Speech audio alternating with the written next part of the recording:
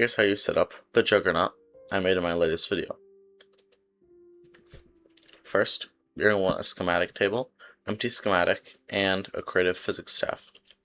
Then, you're going to want to click the open folder button and paste in the schematic you downloaded from my Patreon. Next, you want to scroll down to 7-foot ice cream Juggernaut and then click the check mark to load the schematic.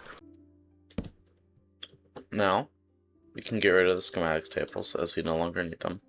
And instead, we need to grab tweaked link controllers and linked controllers. Now, we can right click the schematic and load it in. Now, when we load the schematic in, there's quite a bit of setup that has to be done before it actually can become a physics entity. And the first setup is the springs. So all the springs need to be placed and then replaced and set down to 1.25. And so these three in the middle, you have to right click with a wrench to make them the bigger version so it actually doesn't fall off.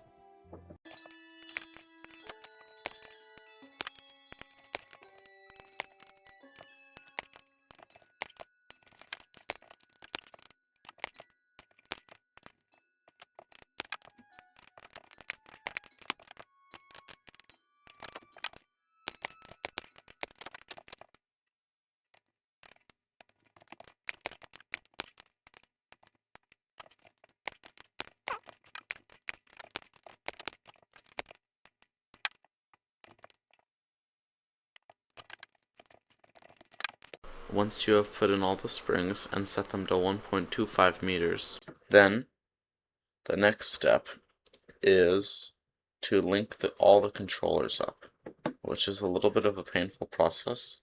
So you're going to want to link each redstone link to the tweaked link controller for now. So this right here will be D, and then this right here will be A.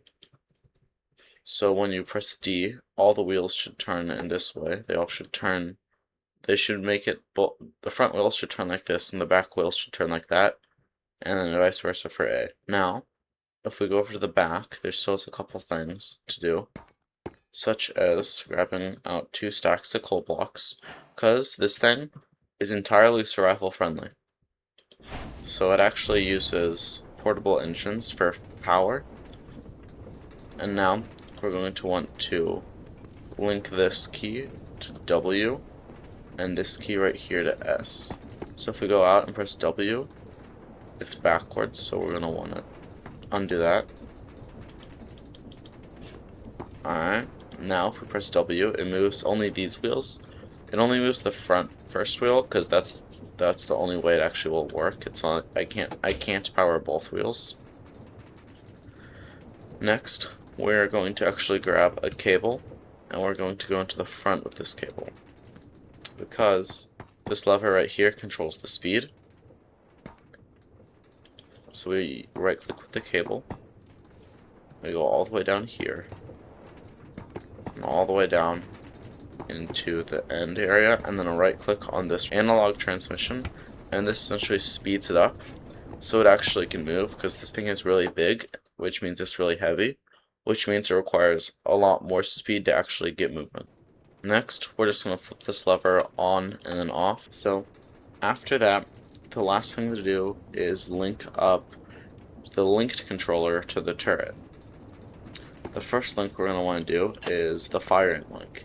I have mine set to shift, but you could have it set to space. It doesn't really matter. Next, we're going to want to break these copycat layers and link these up. So this goes to A, this goes to S, this goes to W, and this goes to D. And now, when we press A and D, it moves, but it's inverted because I messed it up again.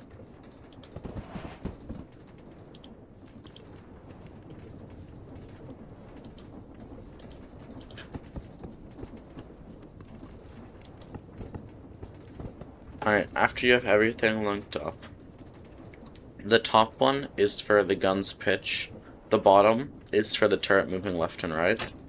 So I personally have the top one set to W and S, and the bottom set to A and D. Next, we are going to want to grab a shaft and assemble the cannon. Now we're going to want to shift click and put the shaft right there.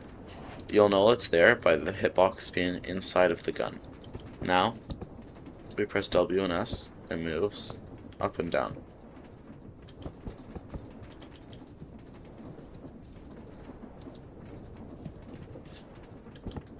Now, we are going to need ammo, so I'm just using a creative ammo container with armor-piercing autocannon cartridges. That works. Then you press shift and it shoots. Now, we're actually going to want to unset up the gun now. So we're going to want to go in here, disassemble it by turning the lever off, and then go onto the other side and disassemble the bearing. Now, that's because we haven't actually assembled the physics entity yet.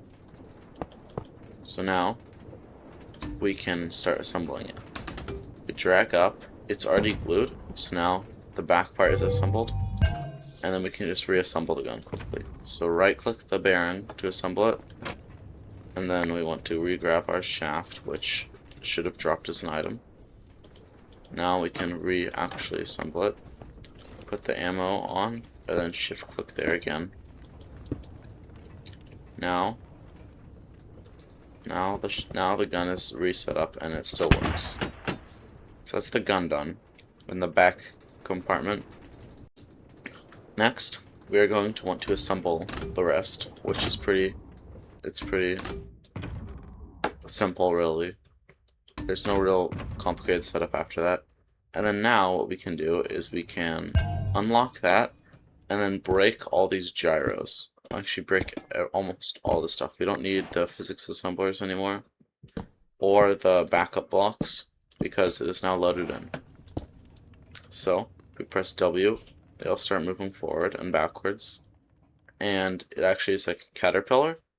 It's in like an accordion, as in each section is its own physics entity, which is why this was took relatively longer to set up than my other builds.